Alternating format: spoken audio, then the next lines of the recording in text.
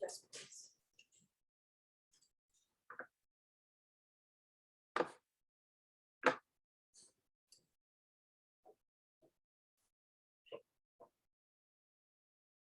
Hey, Matthew. How are you? Can you hear me? I think you're on mute. I think you're on mute. I can't hear you.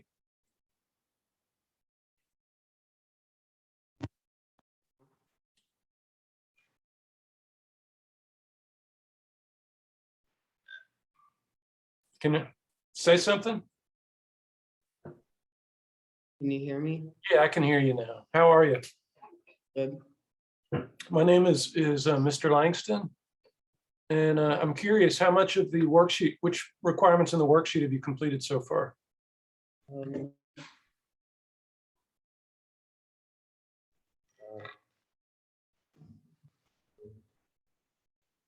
requirement one. Can you tell me about the history of the chess game? It started out being an Indian game in the 600s. It was called Chaturanga. He started it into the military. Yeah, yeah. It was sometime in the it was sometime in the 7th century. It reached Europe. Do you know when it reached Europe? No, I do not. It reached Europe in the 9th century. Do you want to add? Do you have something to write with? No,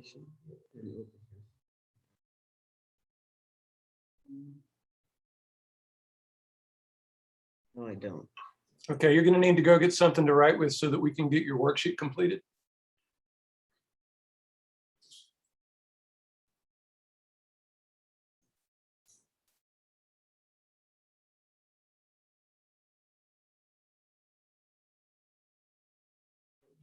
Awesome. So it reached Europe in the 9th century, and the pieces assumed their current properties in Spain in the late 15th century.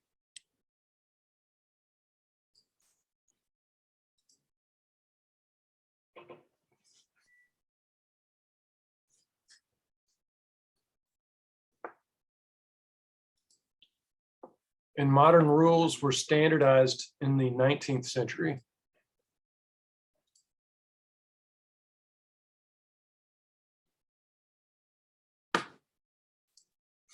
So it reached Europe in the 9th century. The pieces assumed their current properties in Spain in the 15th century, and the rules were standardized in the 19th century. And that's all the history you need to know.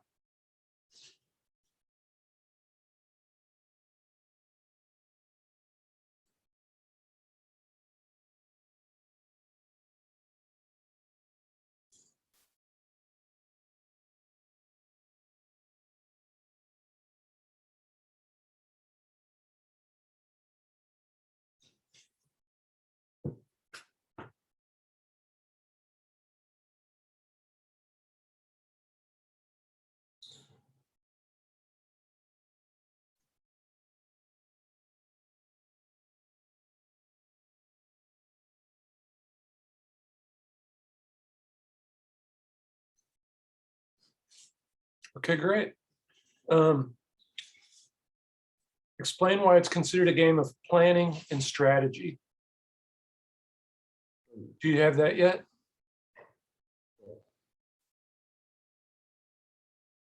There's no like dice roll to it. So moves. Not really anything that could put it Okay. in. Well, here, try this. There are almost limitless arrangements possible in a game of chess, but there are common patterns that occur regularly.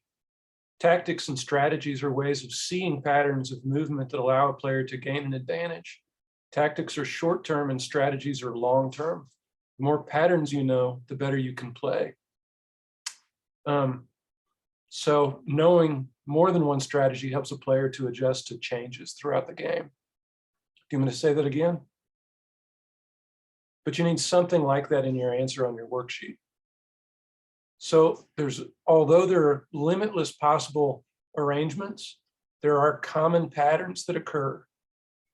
Tactics and strategies are ways of seeing these patterns that allow a player to gain an advantage. So tactics and strategies are ways of seeing the patterns of movement that occur regularly.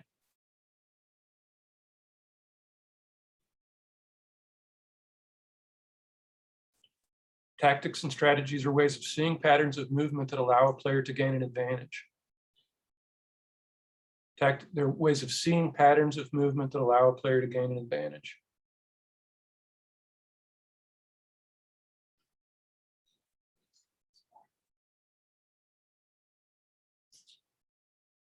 We're going to talk about both of those later, the tactics and the strategies, but in more depth. But the more patterns you know, the better you can play.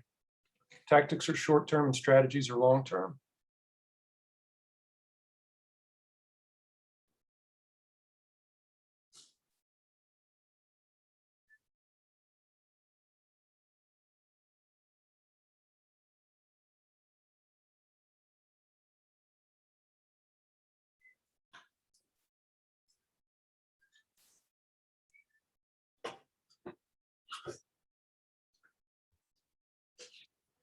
I'll be right back. I'm going to go have somebody shut a door that's making a lot of background noise.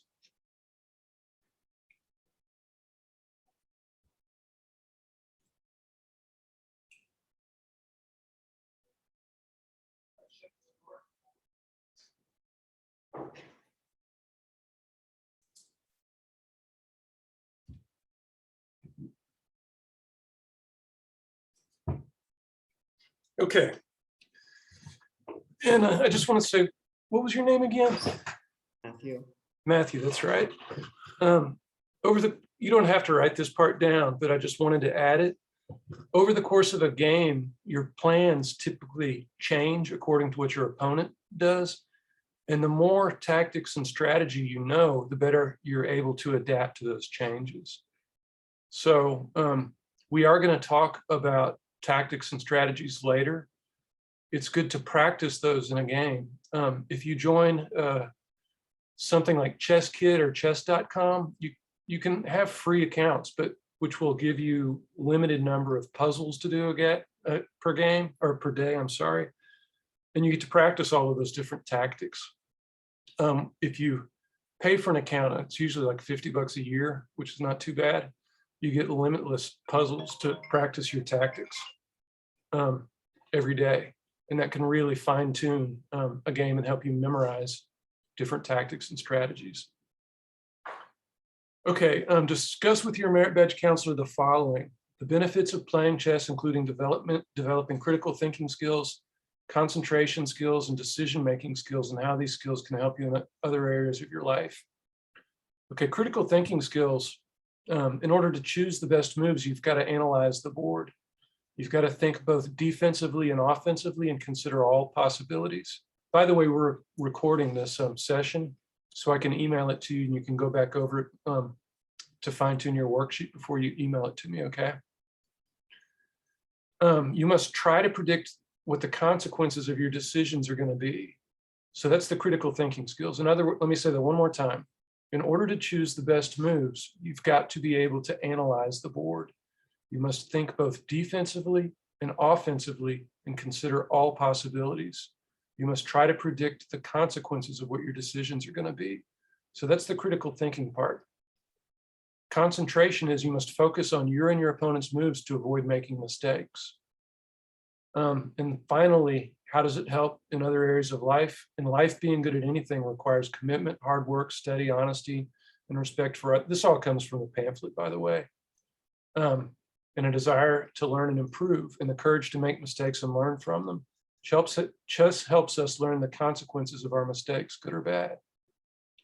So for the critical thinking skills, what you want to have in on your worksheet is that in order to choose the best moves, you've got to analyze the board, you've got to think defensively and offensively, and you've got to try to predict what the consequences are of your mistakes. The concentration part is you've got to focus on your and your opponent's moves to avoid making mistakes. And in life, being good at anything requires commitment, hard work, steady, honesty, and respect for others, and a desire to learn and improve, and the courage to make mistakes and learn from them. Chess helps us learn from consequences of our mistakes, good or bad. So if you review this video of our Zoom session, you can go back and make sure you get a strong answer in there. Can you tell me about sportsmanship and chess etiquette? Like if you were at a tournament, what would you do during a typical game with an opponent? Have you ever been in a tournament, by the way? No, I haven't. Where do you go to school? League City in Armenia. My son Torsten goes there. He's in 6th grade. My older son went there too. I think they have a chess club that's sponsored by the Spanish teacher there, Miss Padilla. Are you going to be in high school soon? Not for a couple of years. I'm in seventh. Okay. Are you going to go to Falls? That's where my son goes. My older son. Not sure. Falls has the only reason I ask is because Falls has a strong chess club. Okay, the first thing you do when you go to a tournament, and these are often sponsored by chess clubs. When both my kids were at Hyde Elementary, we had a really great chess club there, and we had tournaments all the time. But you shake hands. You have to be quiet. You're not supposed to talk. There shouldn't be distractions. You are allowed to wear headphones. The observers can't talk. There's no phones. And at the end of the game, both sides report the results to the tournament director. So you shake hands. You avoid talking. This is what you're going to have on your worksheet, okay? There shouldn't be distractions. You can have headphones. This is 1B. I'm sorry, 2B. It should be the top of the second page. So shake hands, little talking, no distractions. You can have headphones. Observers shouldn't talk. Observers shouldn't be walking around either. No phones, and both sides report the results to the tournament director. Okay, can you show me on your chessboard how the pieces move? Let's start with, well, I guess you're gonna just hold up a rook for me. Great, now a knight. Great, now a bishop. Do you know why the bishop looks like that, by the way? No, I don't. It's supposed to look like a bishop's hat. And the knight is supposed to be infantry. Queen. Okay, is that the queen or the king you're holding there? The king has the cross on his head. Okay, I couldn't see because the cross on the top of the king was blending in with your shirt. Yeah, that's the queen. And you've got it set up right. She should be on her own color. That's correct. Okay, king.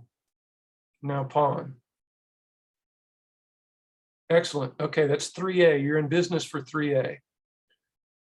You've set up the chessboard correctly, so that's 3B. That's fantastic. Okay, how each chess piece moves, including castling and en passant captures. And those are the two special rules, right? Castling and en passant. Do you know en passant and castling? Yes. Okay, good. How long have you been playing chess, by the way? Well, probably a couple of years, maybe 2 or 3 years. You like it? Yes. Yeah, I really like it a lot too. I play online a lot. Okay, for 3C on the worksheet, how does a rook move? Moves side to side, and also part of. Yeah, okay. Let's talk about the chessboard a little bit. It will help you articulate yourself when you're talking about chess. The ranks are the horizontal lines on the board. The chessboard is 8 by 8, right? And the ranks are horizontal, and they're numbered. The files are vertical, and they're alphabetical. So the rook moves on the ranks and files in straight lines, right? Can you jump other pieces? Okay.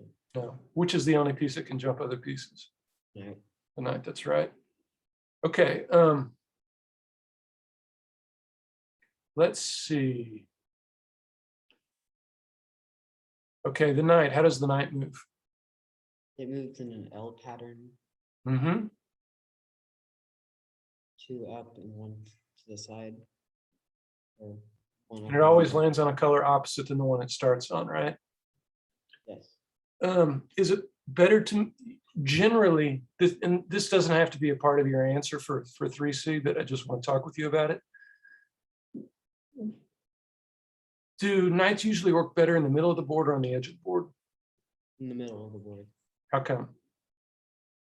Because it, on the outside, it can't really do much. There's less squares for it to land on, right? In the middle of the board, theoretically, there are 8 possible squares if they're all open that it can land on. If it's in the corner, there's only 2 squares if they're open, right? And on the edge, perhaps, 3 or 4, depending on where on the edge of the board they are. Okay, bishop. It moves on the diagonals. And Correct. stays there. And you have 1 light squared bishop and 1 dark squared bishop. Usually white, it's considered that the light squared bishop is stronger for white and the dark squared bishop is considered stronger for black. It's not a rule, it's just a generality. Queen. It moves on rings, files, and diagonals. Yeah, so the combined moves of the rook and the bishop. Excellent. Do you ever, there's no official scorekeeping during a game, but there's unofficial. Each piece is said to have certain values. Do you know what those are?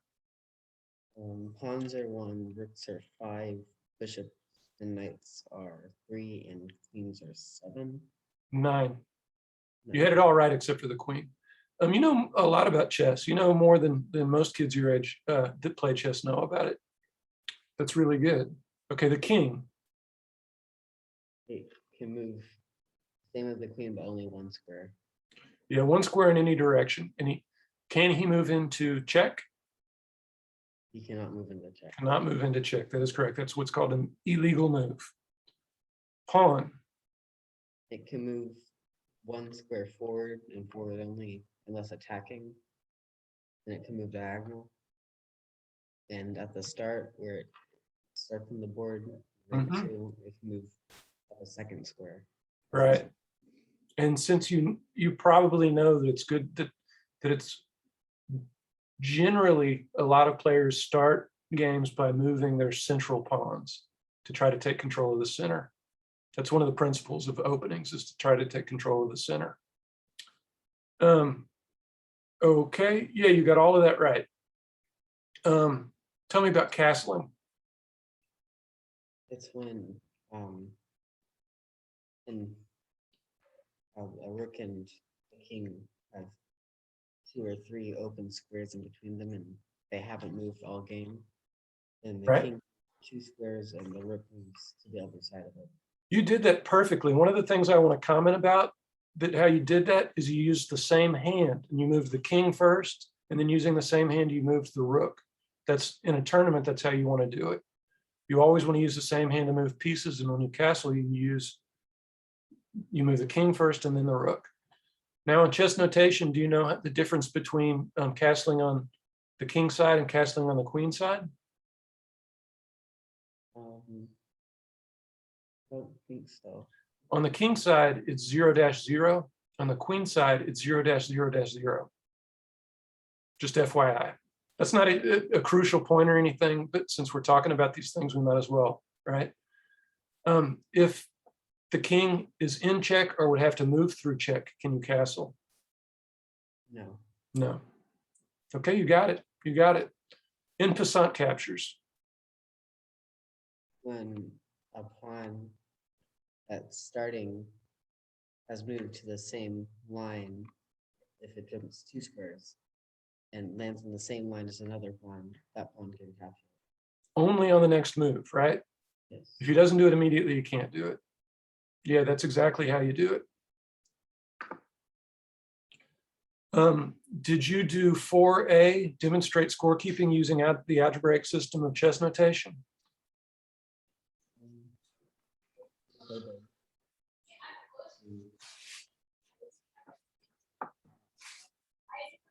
Have you done that yet? Yes. Okay, great. Discuss the differences between opening, middle game, and end game. What do you know about opening? I know that the opening is for developing pieces and getting control of the center.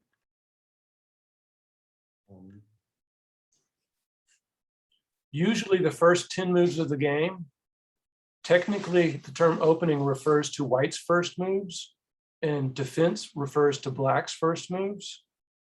There are many well-known openings and defenses. They're usually named after famous chess players or places.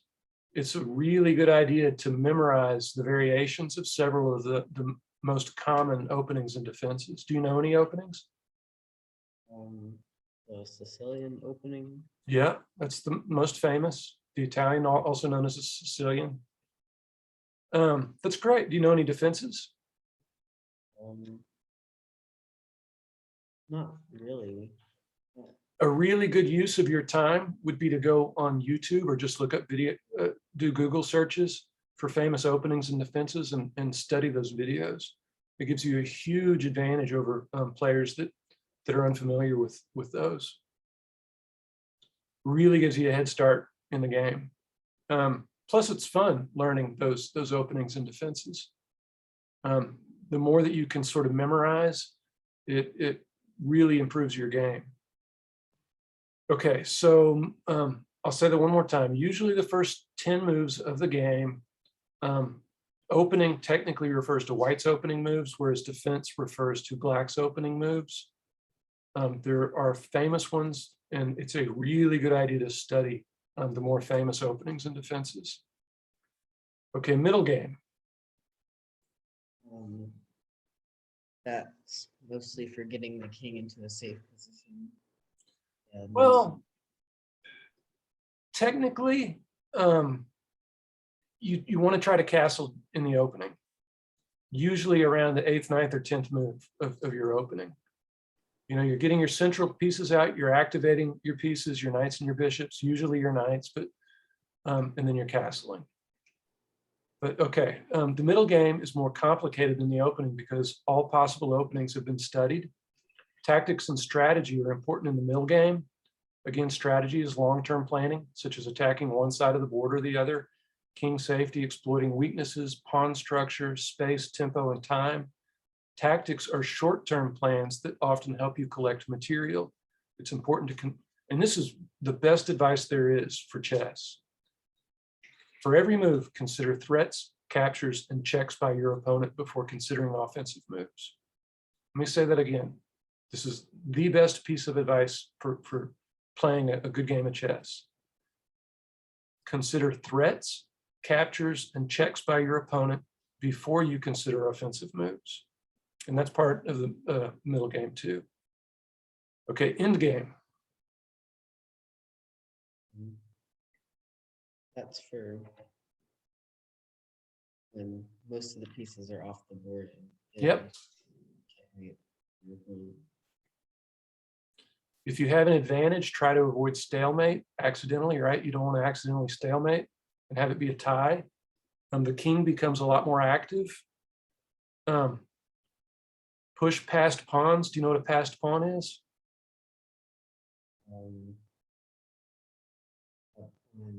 A passed pawn is one that doesn't have opponent's pieces in front of it. You know about promotion, right? That's the third special move. You get to exchange the pawn that reaches the opposite side of the board for another piece, usually the queen.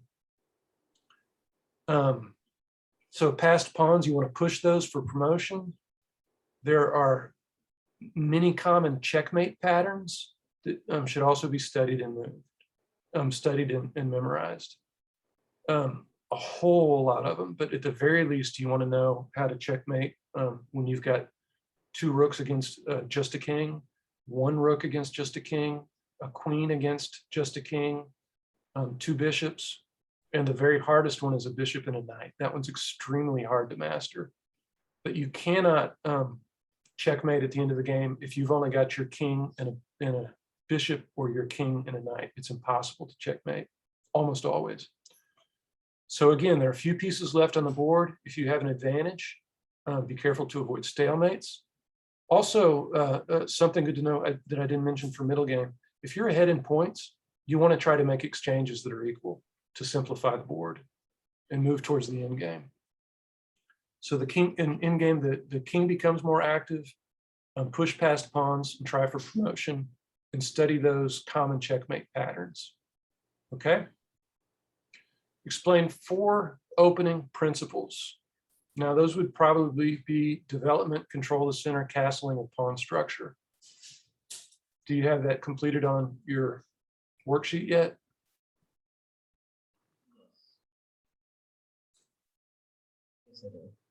Okay, good. Development, do you have those 4? Development, control the center, castling, and pawn structure? Yes. Good. Okay, development, get pieces off original square, move minor pieces, bishop and knights before major pieces, rooks and queens. It's a terrible mistake to get your queen out there and just move it all over the board at the beginning of the game. And beginner players usually want to do that if you haven't already noticed. But yeah, get those bishops and knights out. Move your knights towards the center of the board where they're more effective. Rooks work better with less pieces. Don't develop the queen too early. You don't want to lose her. Avoid moving the same piece repeatedly. So that's development. That has to do with tempo and time as well. Control the center. Controlling the center makes it difficult for your opponent to attack and easier for you to attack. Your center pawns should be developed before the side pawns. Castling. Castling protects the king. Often files open in the center and rooks should be on open files, so you want them in the center usually. Pawn structure. Pawns are the first line of defense. Pawns are at their strongest when side by side on the same rank. Avoid putting pawns on the same rank. Remember, ranks are files are avoid putting pawns on the same files and try to keep pawns clustered on adjacent files. Any questions about any of that? Okay, explain the 4 rules for castling. King and the rook have to be unmoved. It can't move. Yep, that's the first rule. Squares have to be empty in between the F and G, or all 3 of these have to be Right, all squares between the king and rook have to be empty. So, third rule. the king can't be in check, or a check can't be, or a threat can't be in the middle of a castle. So that's both rules 3 and 4. Rule 3 is the king cannot be in check at the time of castling, and rule 4 is that the king does not move through check during castling. Okay, you got that? Yes. All right. On a chessboard, demonstrate scholar's mate and fool's mate. I'm going to share my screen with you, okay?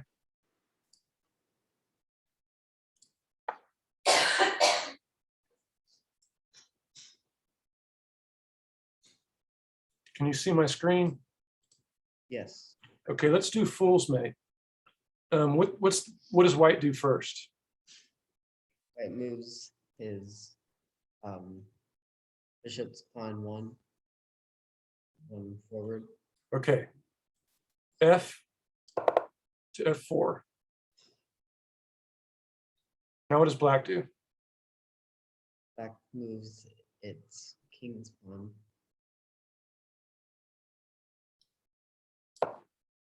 Now white. Oh, white moves his knight's pawn forward. No. This is fool's mate. Oh, wait. Oh, I messed up. Let's start over. I'm sorry, I messed you up. So it's that. You were right. Now white to go. The white moves his bishop's pawn. Correct. Now the conclusion. Black moves his queen all the way. Checkmate. Okay, let's do Scholar's Mate. Do you know that one? Yes. Okay, White's gonna move his king's pawn 2 forward. Same with black. correct. You got a choice here. There's 2 ways to do this. Bishop moves to the same file as pawn. Then black Okay, moves. rank. This is the rank right here. The files go vertical. Okay, Right. Then black will move his knight up to the same file as the bishop. C6. I can't see the numbers and letters. Oh, that's fine. You memorize them after a while. Now white. Queen to h5. That would be great. Excellent, excellent. You use the annotation there, H5. And Now black. knight to, I think it's f6. Yep. Now there's 2 ways to conclude. I know I would do it with queen to f7. Yep. And you know what the other way is?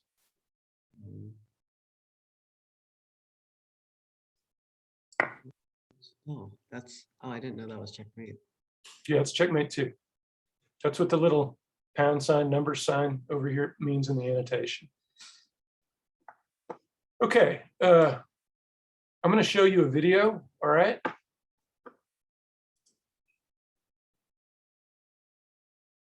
Hang on.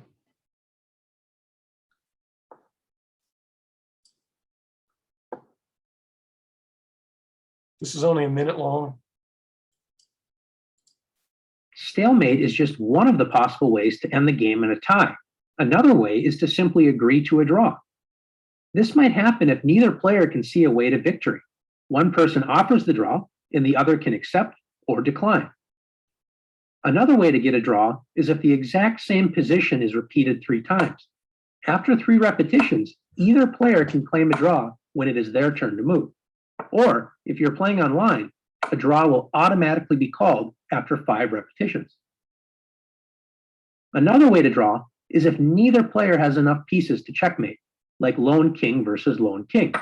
You'll learn more about this later. Finally, you can also draw if 50 pairs of moves have been played on the board without any captures or pawn moves. This keeps you from dying of boredom as you and your opponent move your rooks back and forth forever. Now it's your turn to practice drawn. Okay, so that is requirement 4F. And sorry, that's my wife. That's requirement 4F that shows 4 ways at least of a game can end in a draw. All right. Okay, explain 4 of the following elements of chess strategy: exploiting weakness, force, king safety, pawn structure, space, tempo, and time. So do you have these filled in on your worksheet? No, I don't. Okay. Exploiting weakness, using analysis to determine if an opponent's piece is unprotected or is only protected by 1 piece while you have 2 pieces or more attacking it. It is 1 piece over. Good. You take your time there.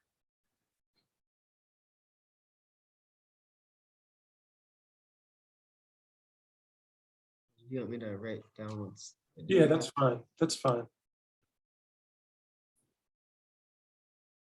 Most of this is common sense stuff.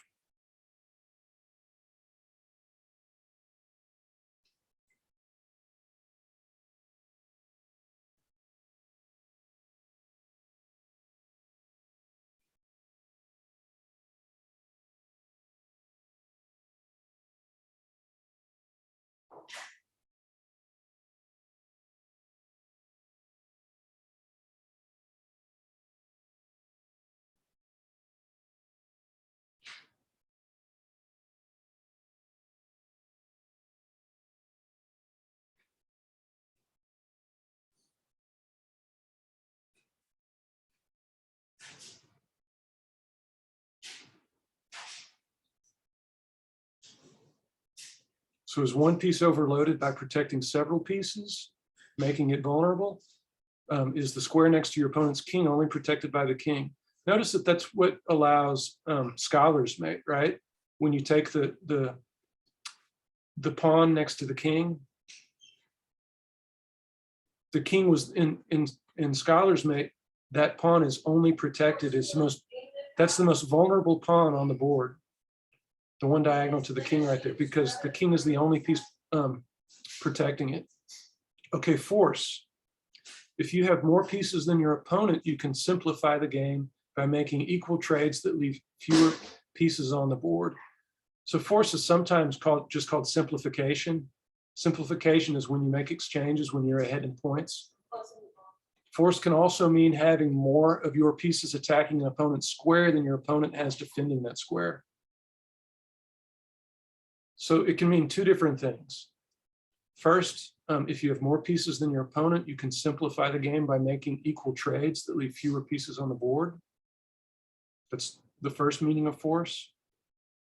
Force can also mean having more of your pieces attacking an opponent's square than your opponent has defending that square.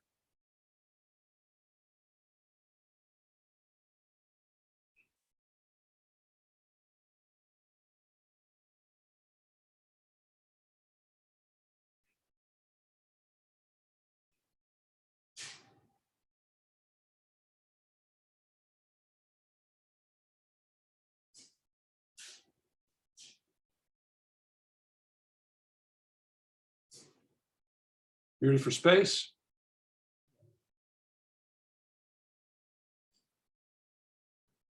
Your pieces control more squares than your opponent's pieces control. The more you control, the easier it is to get your pieces in position for an effective attack. The player with less space can find it difficult to move pieces into a position where they can defend against an attack or start an attack.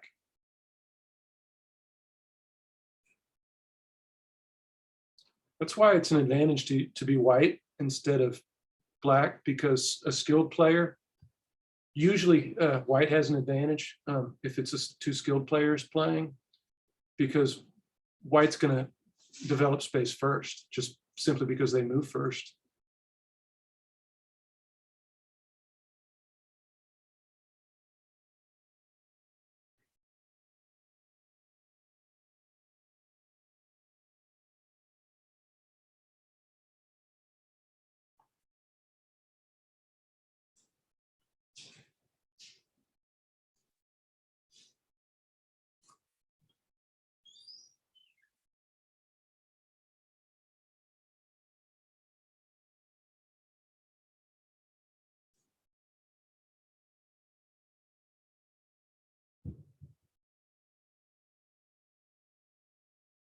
Right.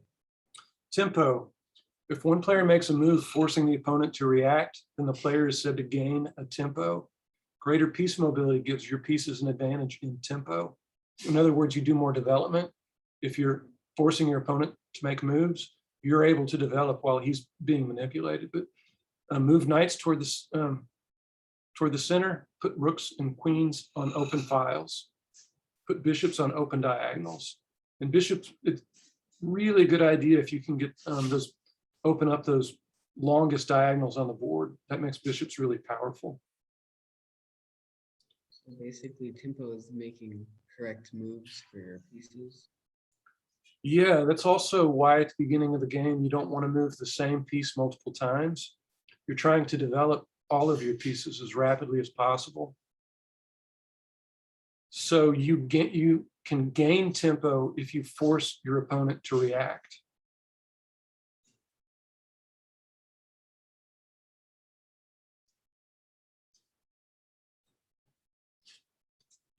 For some of the really sophisticated in-game stuff too, you do quirky stuff sometimes to change the tempo of the game and be able to checkmate and avoid stalemates.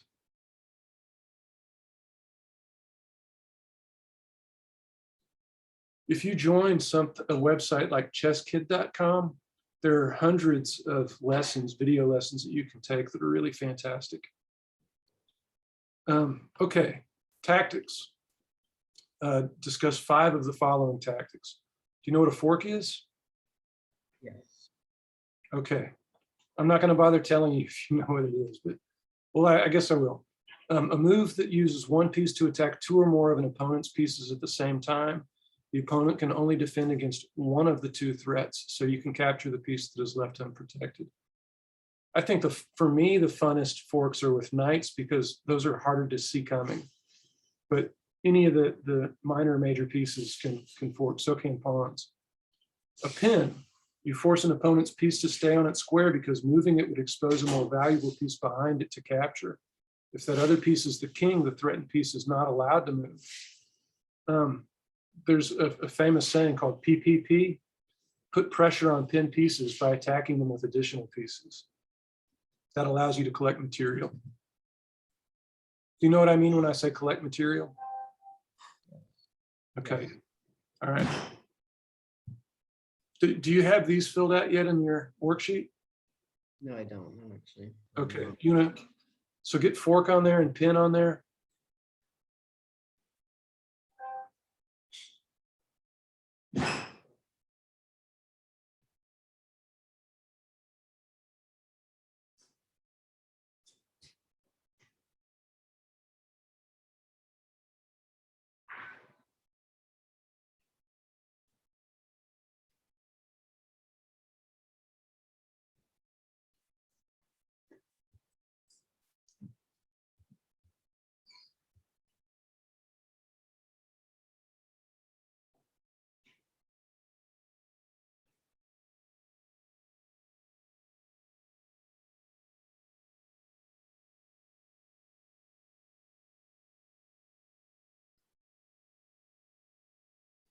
Okay, a skewer is similar to a pin. Skewers, some people call them X-ray attacks, but it's similar to a pin, but the more valuable piece is in front of the less valuable piece.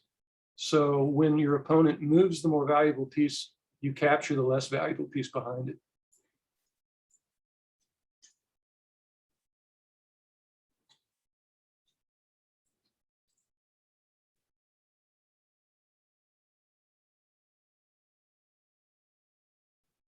Do you remember at the beginning of our Zoom session when we talked about critical thinking?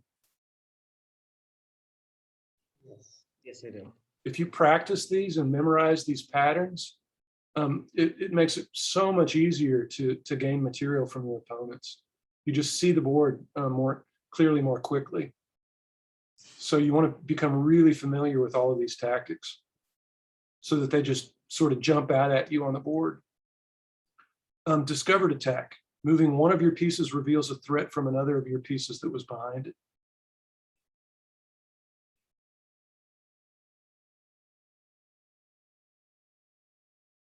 I'll be right back. Okay. We're almost done.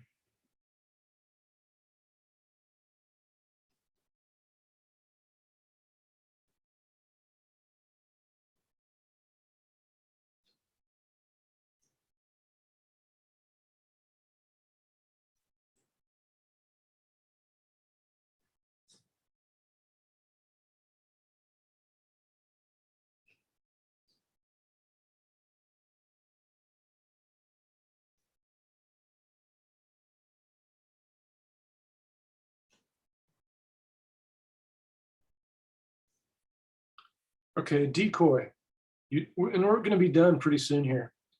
Decoy, you trap a piece using a sacrifice to force a piece to move to a poisoned or dangerous square. The trap piece is usually a king or queen. So you trap a piece using a sacrifice to force the piece to move to a poisoned or dangerous square. The trap piece is usually a king or queen.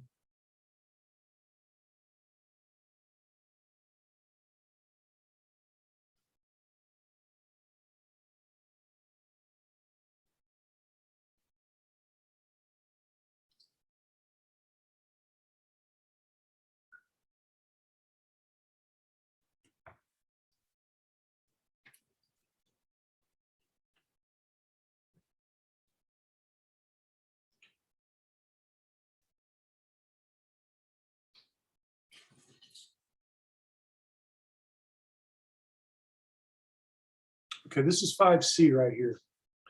You be white and I'll move the king. What's your first move? I'd move rook to h4.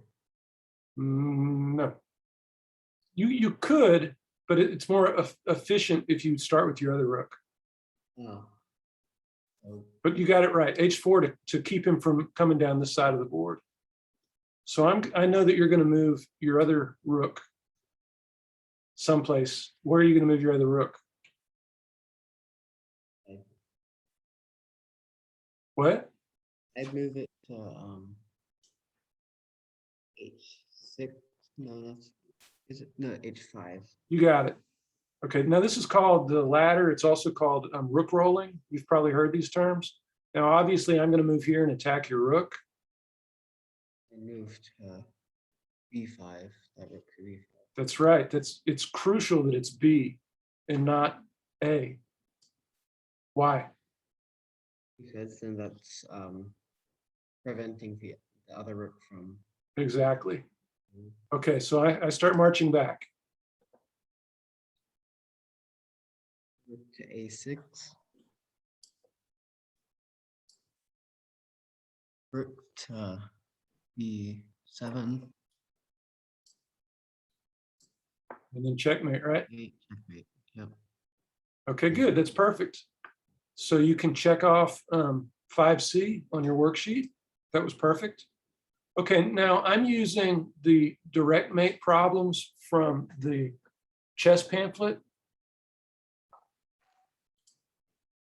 And this is what's called direct mate 1 or DM1. So you can put DM1. It's white to move.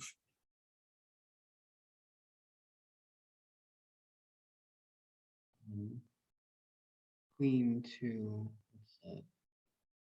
h7. Checkmate. Okay, so on your worksheet, queen QF7, the queen is protected by the rook.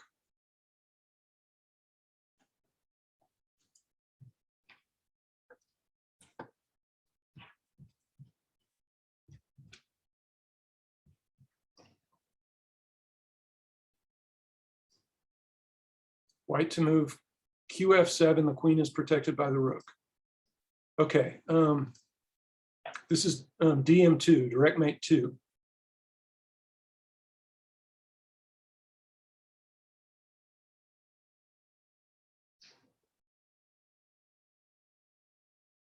It's the same result because the same move. Why? What's protecting the queen? The bishop. Yep. So QF7, the queen is protected by the bishop.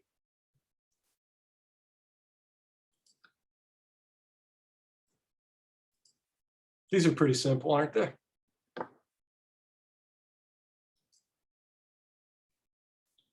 So this one is black to move. DM2 is QF7, queen protected by the bishop. This is DM3, black to move.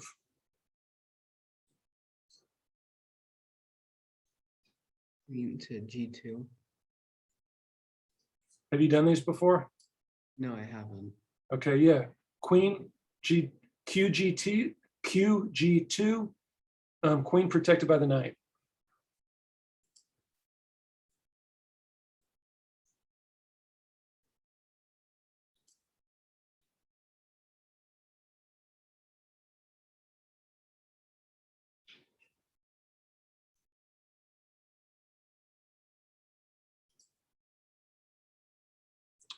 Okay, black to move. This is DM4. Queen g2 again. Mm-hmm. QG2, queen protected by the bishop.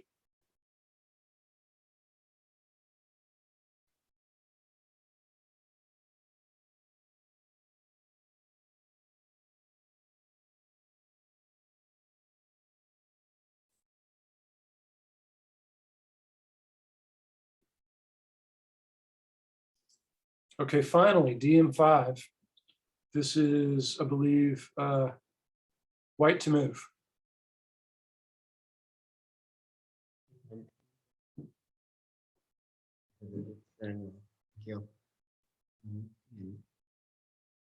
Which color to move again? White. To move.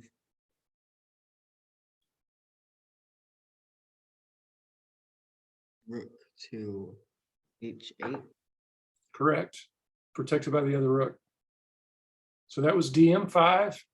Again, all of these direct mate problems are from the pamphlet. I think on page 53 or 55 or something like that. So RH8, the rook protected by the other rook. Now, the last thing you've got to do for requirement 6 is one of the following. The easiest one is to play 3 other games with somebody and do chess notation and scan the chess notation and send it with your worksheet when you email that to me. So you know how to annotate a game, right? Yes. Okay, so play 3 games, annotate the games, and when you email me a PDF of your worksheet, attach those score sheets with your worksheet. Okay. You're supposed to teach somebody. Do you have a little sister, little brother? No, I don't. Have you ever taught anybody how to play chess? One of your parents? Do they both know how to play? My mom doesn't. Teach your mom to play chess using the edge method. I'm gonna just trust that you're gonna do that. I can't I'm not gonna watch you teach her how to play chess, right? But teach your mom how to play chess. That's one of the requirements. Let me find which one that is.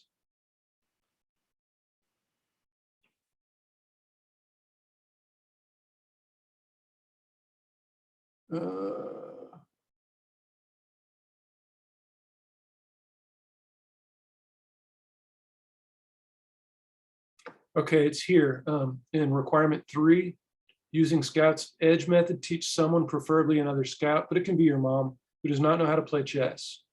You know the edge method, right? Yeah. What rank are you, by the way? Tenderfoot. Tenderfoot? Okay, you look a little bit older than I thought you were. How long have you been a Scout? Since I was in 1st grade. Since what? Since I was in 1st grade, I was in Scouts. Okay. Is this your first year in Boy Scouts? It's my second. I started in COVID. Okay. All right, cool. Well, requirement 3, you've got to teach somebody else how to play chess using edge method. So I'm just going to trust that you are going to teach your mom. Play those 3 games, annotate the games, and scan those along with your worksheet and email those to me. I'm going to email your mom the recording of this. Do you need me to email you this recording of our session, or do you feel confident that you're going to be able to complete your worksheet? Can you please email it? Excuse me? Can you email it? Because that would I'll be- try to. Hopefully the file's not too large, but I'll try to email it to her.